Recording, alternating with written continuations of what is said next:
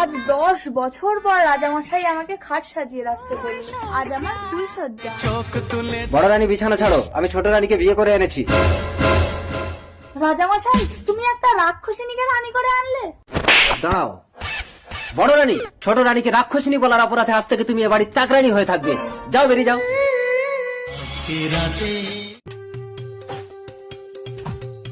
রাজামশাই, আজ রাতেও কে একটা গরু খেয়ে নিয়েছে। প্রতি রাতে আমার রাজ্যে কে গরু ঘোড়া ছাগল মানুষ খেয়ে ফাঁকা করে দিচ্ছে, তোমরা কি কেউ ধরতে পারছো না? রাজামশাই, গভীর রাতে একটা মহিলাকে আমি রাজবাড়িতে ঢুকতে দেখেছি। রাজামশাই, তাহলে বড় রানী রাক্ষসিনী। ভাই, বড় রানীকে নিচে কাটা উপরে কাটা দিয়ে মাটি খুঁড়ে পুঁতে দাও। না রাজামশাই, আমি রাক্ষসিনী না। এই রাক্ষসিনী, চল। সেপাই, আমাকে প্রাণ ভিক্ষে দাও।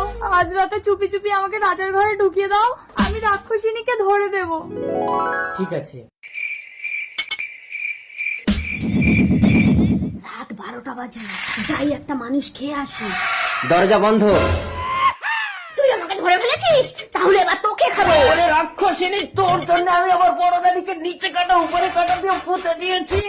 সেপাই, বড় রানী, আজিব! সেপাই, এই রাক্ষসিনীকে নিচে কাটা উপরে কাটা দিয়ে মাটি খুঁড়ে পুঁতে দাও। চল রাক্ষসিনী। নিয়ে যাও ওকে। বড় রানী,